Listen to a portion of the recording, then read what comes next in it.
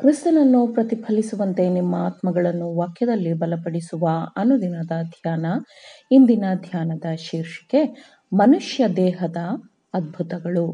ಈ ದಿನದ ದೇವರ ವಾಕ್ಯ: ಯಾಕೆಂದರೆ ದೇವರು ನಮಗೆ ಕೊಟ್ಟಿರುವ ಆತ್ಮವು ಬಲ, ಪ್ರೀತಿ, ಸ್ವಸ್ಥ ಬುದ್ಧಿಯ ಆತ್ಮವೇ ಹೊರತು ಭಯದ ಆತ್ಮವಲ್ಲ.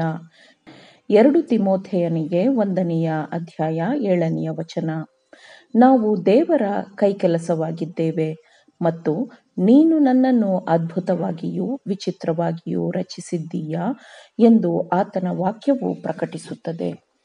ಅವನು ಮನಸ್ಸಿಗೆ ಈ ಜೀವವಿರುವ ವಾಸಸ್ಥಳವನ್ನು ಸಿದ್ಧಪಡಿಸಿದ್ದಾನೆ. ಇದನ್ನು ಭೂಗರ್ಭದಲ್ಲಿ ರಚಿಸಲಾಗಿದೆ. ಇದನ್ನು ತನ್ನ ಪವಿತ್ರಾತ್ಮನ ವಾಸಕ್ಕಾಗಿ ಸ್ವತಃ ದೇವರು ಸ್ಥಾಪಿಸಿರುವ ದೇವಾಲಯವಾಗಿದೆ. ಮನಸ್ಸು ಇಡೀ ಮನುಷ್ಯನನ್ನು ನಿಯಂತ್ರಿಸುತ್ತದೆ. ಒಳ್ಳೆಯದೋ ಅಥವಾ ಕೆಟ್ಟದ್ದೋ, ನಮ್ಮ ಎಲ್ಲಾ ಕ್ರಿಯೆಗಳ ಮೂಲವು ಮನಸ್ಸಿನಲ್ಲಿಯೇ ಇದೆ.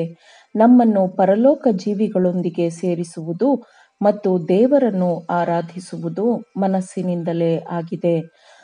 ಆದರೂ ಅನೇಕರು ಈ ನಿಧಿಯನ್ನು ಹೊಂದಿರುವ ಮಾನವ ದೇಹವೆಂಬ ಪೆಟ್ಟಿಗೆಯ ವಿಷಯದಲ್ಲಿ ಬುದ್ಧಿವಂತರಾಗದೆ ತಮ್ಮ ಇಡೀ ಜೀವನವನ್ನು ಕಳೆಯುತ್ತಾರೆ. ಎಲ್ಲ ದೈಹಿಕ ಅಂಗಗಳು ಮನಸ್ಸಿನ ಸೇವಕರಾಗಿದ್ದು, ನರಗಳು ಅದರ ಆದೇಶಗಳನ್ನು ಪ್ರತಿಯೊಂದು ಭಾಗಕ್ಕೂ ರವಾನಿಸುವ ಸಂದೇಶವಾಹಕಗಳಾಗಿವೆ. ಅದು ಜೀವವುಳ್ಳ ಯಂತ್ರದ ಚಲನೆಗಳನ್ನು ಮಾರ್ಗದರ್ಶಿಸುತ್ತದೆ. ದೈಹಿಕ ಬೆಳವಣಿಗೆಗೆ ವ್ಯಾಯಾಮವು ಪ್ರಮುಖವಾದ ಸಹಾಯವನ್ನು ನೀಡುತ್ತದೆ.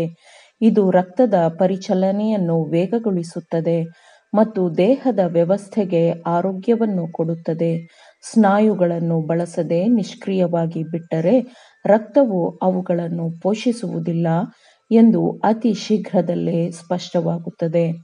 ಗಾತ್ರ ಮತ್ತು ಬಲದಲ್ಲಿ ಅವು ಹೆಚ್ಚಾಗುವ ಬದಲು ಅವು ತಮ್ಮ ದೃಢತೆ ಮತ್ತು ಚೈತನ್ಯ ಶಕ್ತಿಯನ್ನು ಕಳೆದುಕೊಳ್ಳುತ್ತದೆ ಮತ್ತು ಅದು ಮೃದುವಾಗುತ್ತದೆ ಮತ್ತು ದುರ್ಬಲವಾಗುತ್ತದೆ. ಮಾನವ ದೇಹದಲ್ಲಿ ದೇವರು ಸ್ಥಾಪಿಸಿರುವ ನಿಯಮವು ನಿಷ್ಕ್ರಿಯತೆಯಲ್ಲ. ಮೆದುಳು, ಮೂಳೆ ಮತ್ತು ಸ್ನಾಯುಗಳ ಮತ್ತು ಅದರ ಎಲ್ಲಾ ಭಾಗಗಳ ಸಾಮರಸ್ಯದ ಕ್ರಿಯೆಗಳು ಇಡೀ ಮಾನವ ಜೀವಿಯ ಪರಿಪೂರ್ಣ ಮತ್ತು ಆರೋಗ್ಯಕರ ಬೆಳವಣಿಗೆಗೆ ಅತ್ಯಗತ್ಯವಾಗಿದೆ. ದೇವರ ಆಲಯವಾಗಿರುವುದನ್ನು ನಾವು ದುರ್ಬಲಗೊಳಿಸಬಾರದು, ಅಪವಿತ್ರಗೊಳಿಸಬಾರದು ಎಂದು ನಾವು ಬಾಯಿರುಚಿಯ ಚಪಲ ಮತ್ತು ಭಾವೋದ್ವೇಗದ ಮನೋವಿಕಾರಗಳನ್ನು ನಿಯಂತ್ರಿಸಬೇಕು. ದೈಹಿಕ ಶಕ್ತಿಯನ್ನು ಕಡಿಮೆ ಮಾಡುವ ಯಾವುದೇ ವಿಷಯವು ಮನಸ್ಸನ್ನು ದುರ್ಬಲಗೊಳಿಸುತ್ತದೆ.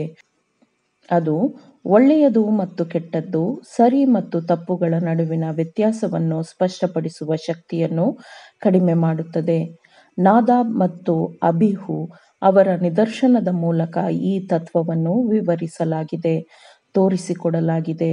ದೇವರು ಅವರಿಗೆ ಅತ್ಯಂತ ಪವಿತ್ರವಾದ ಕೆಲಸವನ್ನು ನಿರ್ವಹಿಸಲು ಕೊಟ್ಟಿದ್ದನು.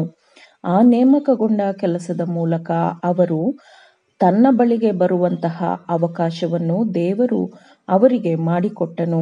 ಆದರೆ ಅವರಿಗೆ ಮದ್ಯವನ್ನು ಕುಡಿಯುವ ಅಭ್ಯಾಸವಿತ್ತು ಮತ್ತು ಅವರು ತಮ್ಮ ಗೊಂದಲಮಯ ಮನಸ್ಸಿನಲ್ಲಿಯೇ ಪವಿತ್ರಾಲಯದಲ್ಲಿ ಪವಿತ್ರವಾದ ಸೇವೆಯನ್ನು ಮಾಡಲು ಹೋದರು.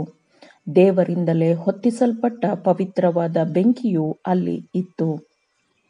ಆದರೆ ದೇವಜನರ ಪ್ರಾರ್ಥನೆಗಳೊಂದಿಗೆ ಸುಗಂಧವಾದ ಪರಿಮಳವಾಗಿ ಏರಬೇಕಾಗಿದ್ದ ಧೂಪವನ್ನು ಅರ್ಪಿಸಲು ಅವರು ತಮ್ಮ ಧೂಪದ್ರವ್ಯಗಳ ಮೇಲೆ ಸಾಮಾನ್ಯವಾದ ಬೆಂಕಿಯನ್ನು ಬಳಸಿದರು. ಅಪವಿತ್ರವಾದ ಭೋಗದಿಂದ ಅವರ ಮನಸ್ಸುಗಳು ಮುಚ್ಚಿಕೊಂಡಿತ್ತು. ದೇವರ ಚಿತ್ತವನ್ನು ಅವರು ನಿರ್ಲಕ್ಷಿಸಿದರು. ಆಗ ಕರ್ತನ ಬಳಿಯಿಂದ ಬೆಂಕಿಯು ಹೊರಟು ಅವರನ್ನು ದಹಿಸಿಬಿಟ್ಟಿತು. ತಮ್ಮ ದೇಹವನ್ನು ಕ್ರಿಸ್ತನಿಗೆ ಒಪ್ಪಿಸಿಕೊಡಲು, ಅಂದರೆ ತಮ್ಮ ಎಲ್ಲಾ ಶಕ್ತಿಯಿಂದಲೂ ತಮ್ಮ ದೇಹವನ್ನು ಶುದ್ಧ ದೇವಾಲಯವಾಗಿ, ಪರಿಪೂರ್ಣ ದೇಹವಾಗಿ ಮತ್ತು ನೈತಿಕ ಕಲ್ಮಶದಿಂದ ಮುಕ್ತವಾದ ದೇಹವಾಗಿ, ದೇವರು ಆಂತರ್ಯದಲ್ಲಿ ನೆಲೆಸುವಂತಹ